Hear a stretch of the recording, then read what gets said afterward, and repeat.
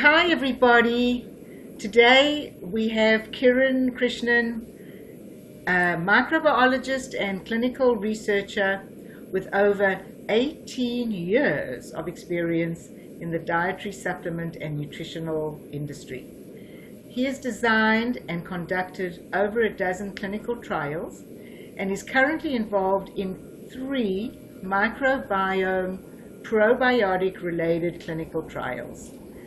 He lectures at over 20 health and nutritional conferences each year on the topic of the human microbiome and has appeared on several national radio shows as an invited guest speaker on the topic of digestive health. Hi, Kiran. Welcome. Hi, thank you. Thank you so much for having me. So, I have lots of questions for you, Kiran. So I'm just going to fire away. Let's do it. The first thing, of course, is the human microbiome. Why don't you tell our folks a little bit more about it? Sure, yeah. The first question is, so what is the microbiome? How do we define it? Well, the microbiome is defined as the totality of microbes and all their genetic elements as well. So that's a very important aspect of it. And their interaction with the host, in our case, the human body. And they look at the microbiome of the gut, the microbiome of the skin, the mouth, the urogenital cavities. Our big focus here is, of course, the microbiome of the gut and how that affects our total health. Until about 5 years ago, we really didn't know much about the microbiome at all. We had no idea what lived in there.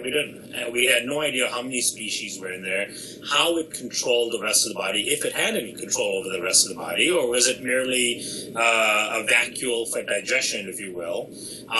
What was the influence of the microbiome on behavior and biochemistry and all that within the body? We didn't know any of that. The first probiotic was discovered in 1902.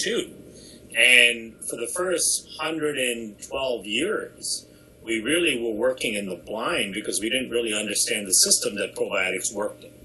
And thanks to the Human Microbiome Project, which was sponsored by the NIH, they spent about $157 million of taxpayer money to conduct all these studies. Involved 200 different researchers. We now know so much more about what a critical role the microbiome plays in our overall health and function.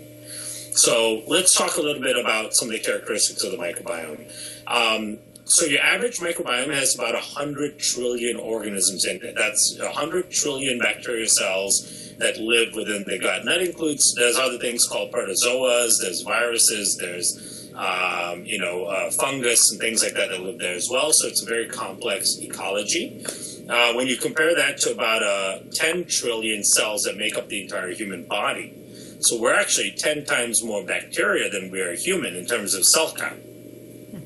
Now, we also have, we think of ourselves as humans as these high-ordered organisms that were at the top of the food chain. We've got this great cognitive ability. Well, we only have 25,000 genes in our chromosomes. A rice plant has 38,000 genes. So, in fact, we are actually less sophisticated than a rice plant.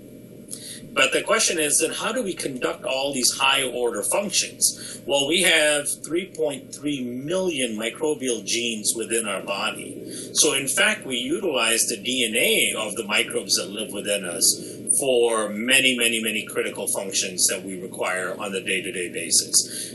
They've identified now over 1,000 different proteins that are made just by the microbiome itself that are critical to human existence that we can't make ourselves. So really, we have this truly symbiotic relationship. In fact, the better word for it is a holobiome. And most people have never heard of this word, holobiome. But a holobiome is a superorganism. That's really what we are. We're a superorganism. We are a collection of a number of different organisms that live together in harmony in order to perpetuate the benefits of the collective species. Right? And so we could not exist without our microbiome at all. We wouldn't make it a day without our microbiome. And our microbiome, of course, wouldn't make it without us because we have given them the most optimum conditions and area to live in, hopefully, assuming you've got a healthy gut. So that's the microbiome in short. And here are some of the things that the microbiome actually controls, which is fascinating. Of course, digestion of food, absorption of nutrients is a big part of what the microbiome does. Tutoring and building and upregulating of the immune system is virtually 80–90% controlled by the microbiome. So any sort of immune dysfunctions, everything from just simple allergies, asthma, to very complex autoimmune conditions, are all related to dysfunction in the microbiome itself. Even your ability to fight off colds and flus on a seasonal basis, or people that deal with chronic infections like chronic EBV and chronic UTIs, things like that. All of that comes down to the microbiome. And then, of course, cognitive function. So we know now that 95% of the circulatory serotonin is produced in the gut. We also know that things like dopamine, norepinephrine, epinephrine can all be produced in the gut, and controls brain function to a large effect. So depression, anxiety, ADD, ADHD, even spectral disorders all originate from the gut. The gut has so much control over the brain that the gut is the only organ within the system, the human body, that can exist autonomously of the brain. And so much so that it can actually control the brain. The gut is covered with something called the enteric nervous system. So the gut lining, all the way from the mouth, all the way down to the anus, is covered with some of the highest concentration of neurons called the enteric nervous system. That enteric nervous system is connected and speaks directly to the microbiome that exists within the digestive tract. Now that microbiome can then send nerve signals, neurons and things like that, through the enteric nervous system, up the vagus nerve and directly into the brain, thus influencing our behavior and outlook on things.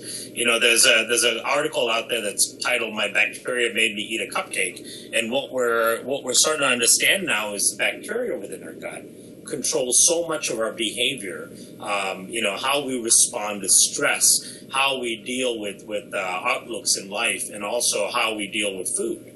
A lot of the cravings people have are often related to the microbiome, the type of bacteria they have in their gut. It goes so far as the microbiome actually even controls your motor neurons, so they can control the way you walk, your ability to balance and things like that. So it's just a never-ending story as to how important the microbiome is. And the big question is then, how do you maintain and keep a healthy microbiome? And I think that's really what we're going to be talking about throughout the rest of this, our interview together. And that's, now that we know that the microbiome is so important, how do we actually maintain and keep a healthy microbiome? That's the real $1 million question. Okay, thank you for that. It's so amazing. Every time I talk to you, you have more information for me. Yes. I really appreciate it. Sure.